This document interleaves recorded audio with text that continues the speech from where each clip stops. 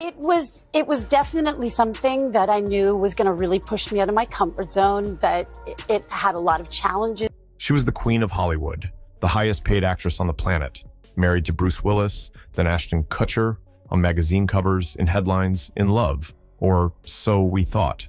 But behind the glitz was trauma, betrayal, and a secret miscarriage that shattered her world. At 62, Demi Moore is finally telling everything, and it will make you gasp.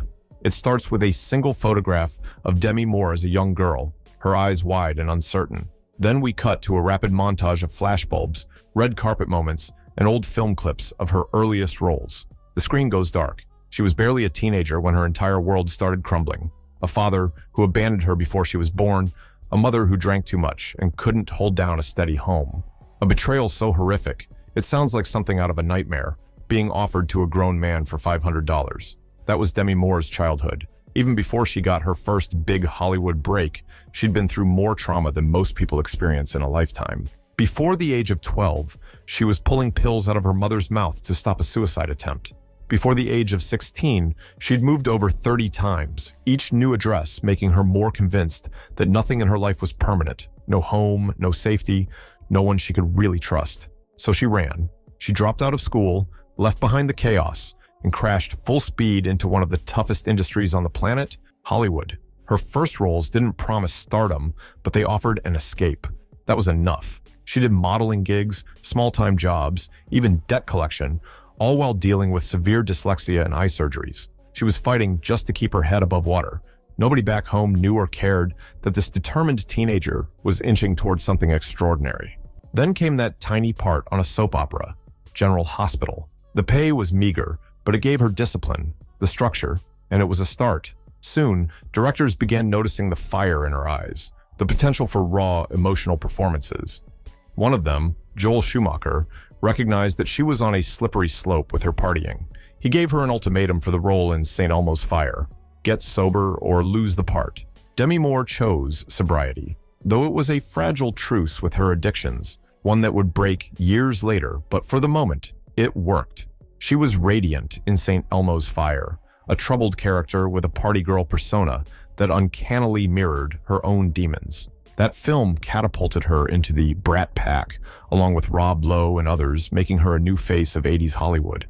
Suddenly, the press wanted her quotes, the paparazzi wanted her picture, and the studios wanted her name on their next project. Just a few years later, she signed on to Ghost. Nobody expected that small, supernatural romance to become the highest-grossing film of 1990, or that it would permanently etch her into pop culture memory. But it did. The pottery wheel scene with Patrick Swayze, set to Unchained Melody, became iconic, and so did Demi Moore. That same year, she was in a marriage that stunned the tabloids. Her name, Moore. Her husband, Bruce Willis. He was famous for Die Hard, a tough guy actor with a sarcastic grin. Together, they looked unstoppable. They welcomed 3 daughters, Rumor, Scout, and Tallulah. Demi was balancing motherhood with superstardom. 1 minute on set, the next tending to a crying baby. At the height of her power, she was the highest paid actress in Hollywood, pocketing a record-breaking $12.5 million for striptease. Yet, her success couldn't shield her from the internal and external pressures building around her. In a traditional marriage, maybe the husband's success would overshadow everything.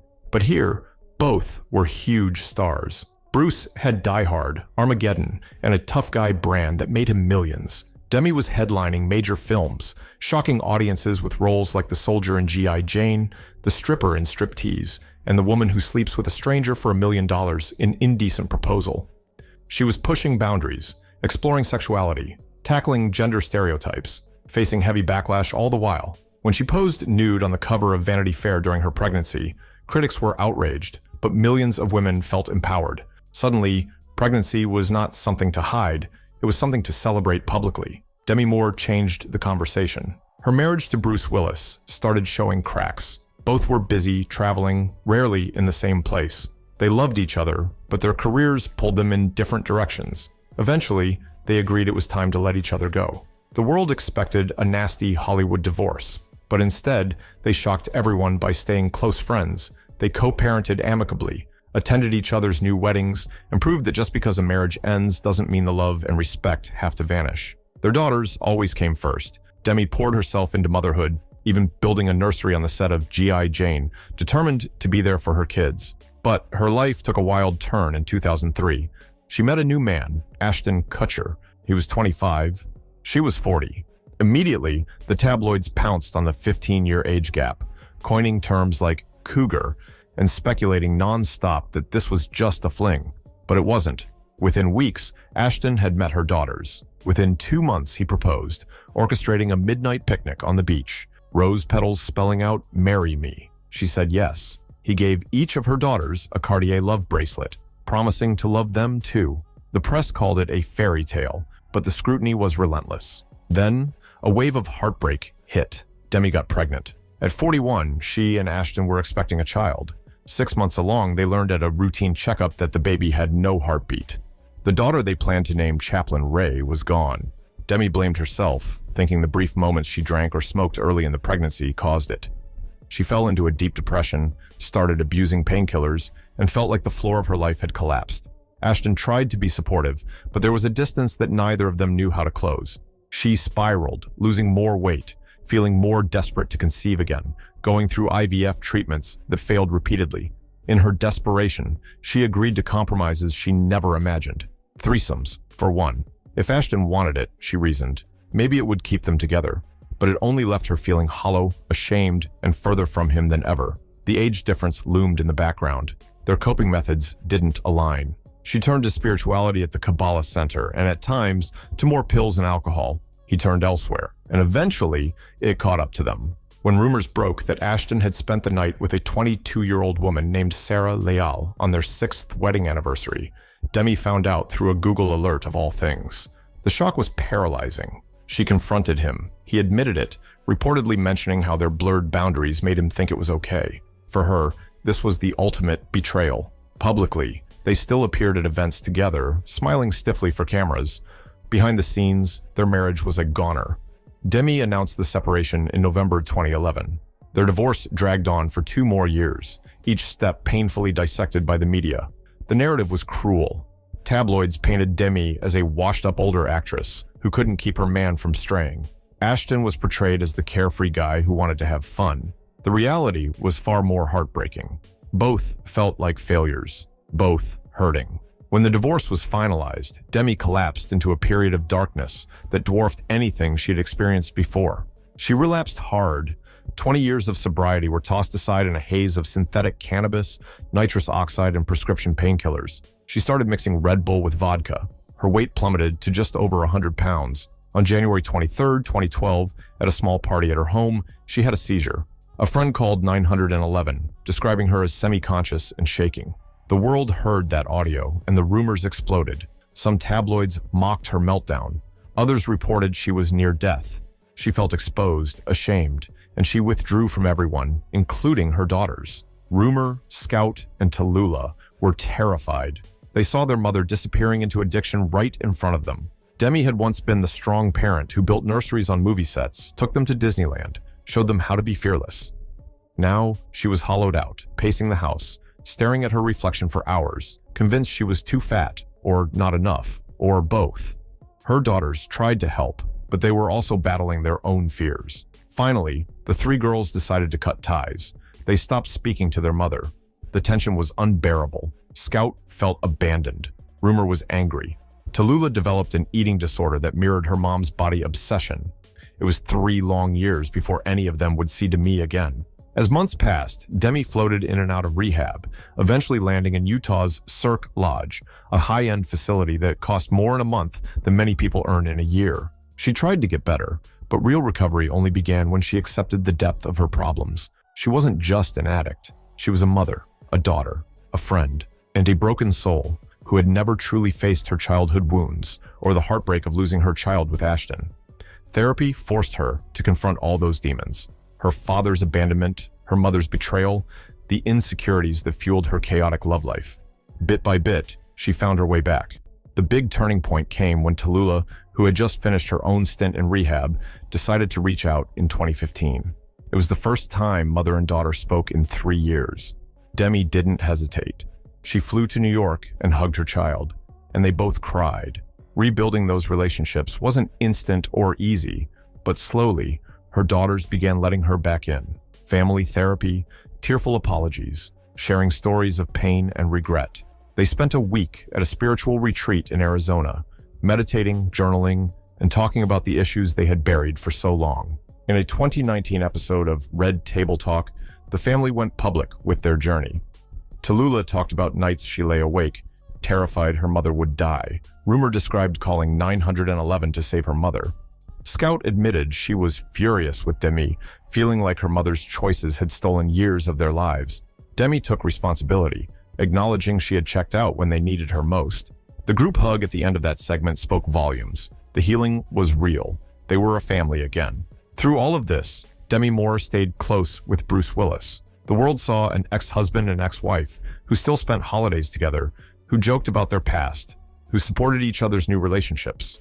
And when Bruce's family announced he had aphasia in 2022, Demi was among the first to spread the word, asking fans for understanding and compassion. She was there to celebrate his 68th birthday with his wife Emma and their children. She posted a heartfelt video of all of them singing "Happy Birthday," showing that love can change forms, but never truly dies. The tabloids might have once labeled her as Bruce's ex, Ashton's ex, or a troubled star, but she was more than that, always had been, always would be.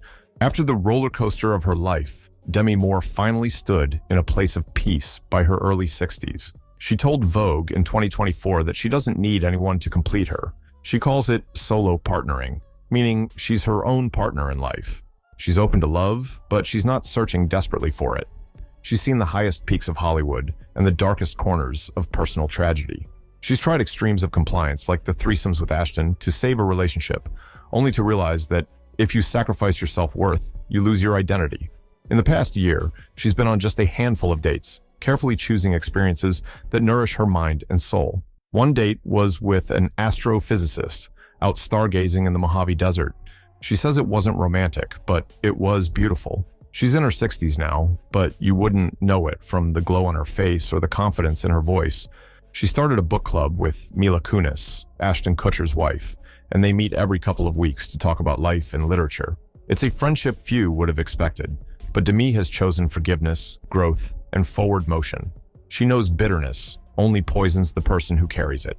For many, Demi Moore is remembered for iconic cinematic moments, that pottery scene in Ghost, her shaved head in G.I. Jane, or her fierce dance routines in Striptease. But her real story is so much more. It's a story of endurance, how a girl from a broken home overcame assault, addiction, heartbreak, and public humiliation to reach a place of self-acceptance and peace. It's about the cost of Hollywood fame, the kind of money that can buy almost anything except internal fulfillment. It's about the power of motherhood and the importance of fighting for your family, even when the odds are stacked against you. And it's about choosing to love yourself enough to say, I'm worth more than this, even if it takes decades to realize. That's the reason, at 62, Demi Moore can finally open up without shame or fear of judgment.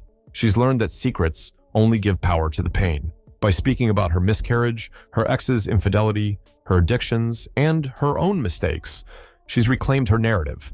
She's not the victim of her story, she's the author. It's a liberation, a weight lifted off her shoulders. It's not the kind of narrative you'd expect for a legendary actress who once defined an entire era of Hollywood glamour. But it's real, it's raw, and it resonates with people who know what it means to lose themselves in trying to please someone else, or to bury trauma under substances, or to break apart a family and spend years picking up the pieces. Demi Moore's life is a testament to the fact that no matter how big the fall, you can always get back up stronger and wiser than before. So if you see Demi Moore flashing that big grin these days, just remember how much darkness she survived. Behind every laugh, there's the knowledge that life can turn upside down in a heartbeat. Behind every step, there's the memory of times she couldn't find the strength to stand. Yet here she is, at 62, not just surviving, but thriving. She's living proof that it's never too late to rewrite the script of your life, no matter how famous or how far gone you think you are. And, as she'll be the first to tell you, the story's not over yet. What do you think is the biggest lesson from Demi Moore's story? Let us know in the comments if her journey resonates with you. Remember, no matter how famous someone is, no matter how polished their life appears, there's always a deeper struggle behind the scenes. If you found meaning in this video, share it with a friend and hit subscribe so you never miss a story that goes beyond the headlines. Thanks for watching. Until next time.